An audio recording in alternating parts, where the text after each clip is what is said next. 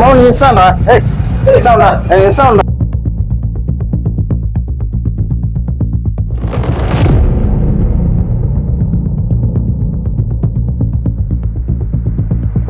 బండి మీద మీ నాన్న చీప్ గా బట్టలు కొంటున్నాడు.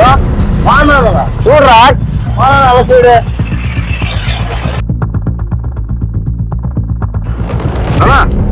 ఏం చేస్తున్నావు? నువ్వేంట్రా ఈడ? ఏంది నాన్న బండి పైన ఉంటారు చీప్ గా? నా ఫ్రెండ్స్ చూసి ఎంత అవమానం ఉంటుంది. ఫస్ట్ పోనా ఇక్కడంతా తెలిసిన వాళ్ళే ఉన్నారు. మా నాన్న కొడలేరా, ఫ్రెండ్ ఉంటే మాట్లాడుతున్నాడు. ఇప్పుడు చూసా కదరా ఆడ కొంట అంటే లేదు మధ్య.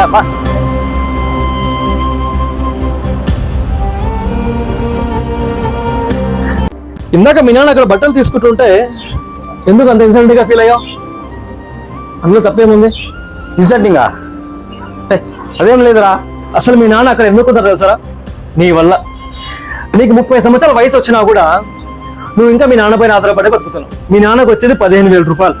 నువ్వేమో ఆ గవర్నమెంట్ జాబ్ కోసమో, ఆ గవర్నమెంట్ జాబ్ వస్తేనే నేను జాబ్కి వెళ్తాను లేకపోతే ఇంట్లోనే ఉంటా అని చెప్పేసి ఇక్కడ కూర్చొని గేమ్స్ ఆడుతూ ఉంటావు. ఎలా వస్తారా డబ్బులు? నువ్వు ఇలా ఖరీదైన బట్టలు వేసుకొని తిరగాలి, ఫ్రెండ్స్కి డబ్బులు ఖర్చు పెట్టాలంటే మీ నాన్న ఖచ్చితంగా అలాంటి చీప్ గా బట్టలు కొంటేనే మా లాంటి ఫ్రెండ్స్తో తిరిగినప్పుడు నువ్వు 10 రూపాయలు ఖర్చు పెట్టగలుగుతున్నావు. రే అసలు నువ్వు మాతో కంపేరింగ్ ఎందుకు రా? నీకు వాడు పని చేస్తున్నాడు కాబట్టి డబ్బు ఖర్చు పెడతాను, నేను పని చేస్తున్నా నేను డబ్బు ఖర్చు పెడతాను. ఏ పని చేయడానికి డబ్బు ఖర్చు పెట్టే హక్కు లేదు. ఫస్ట్ నువ్వు సంపాదించు, తర్వాత డబ్బు ఖర్చు పెట్టు. అప్పుడు మీ నాన్న రోడ్లో చీపుగా కాదురా, పెద్ద మాల్ తీసుకెళ్లి షాపింగ్ చేయించు. అప్పుడు కొడుకైతావు. ఎవరో చూస్తున్నా నాన్న ఇక్కడ చీప్గా ఉంటుందన్నా మీరు కొనద్దు ఎందుకంటావరా? నీకంటూ నువ్వు ఒక పని చేసి డబ్బులు సంపాదిస్తేనే ఈ సమాజంలో నీకు ఒక రెస్పెక్ట్ ఉంటుంది. మా నాన్న ఇక్కడ ఉన్నట్టు తీసుకుని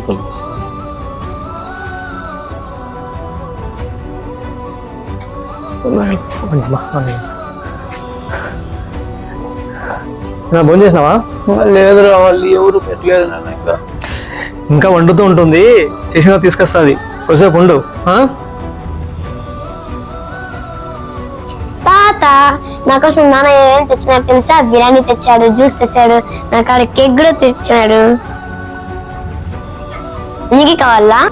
నేను కూడా చిన్నప్పుడు మీ నాయనకు మీ చిన్నాయనకు ఇట్లా తెచ్చి పెట్టేవాడినమ్మా.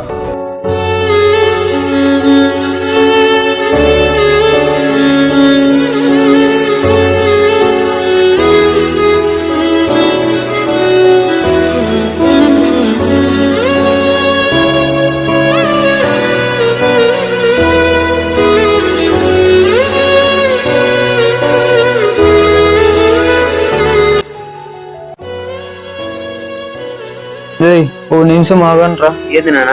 నాకు పింఛను వచ్చింది, ఖర్చులు పెట్టుకోండిరా. ఇది నువ్వు తీసుకోరా. మీరు ఏమి చేసినా నాకు చిన్న పిల్లలేరా. రేపు పొద్దున్నే మీ బిడ్డలు ఇట్లా చేస్తే ఓ తండ్రిగా ఆ బాధ ఏంటో అప్పుడు అర్థమవుతుంది నేను మీకు.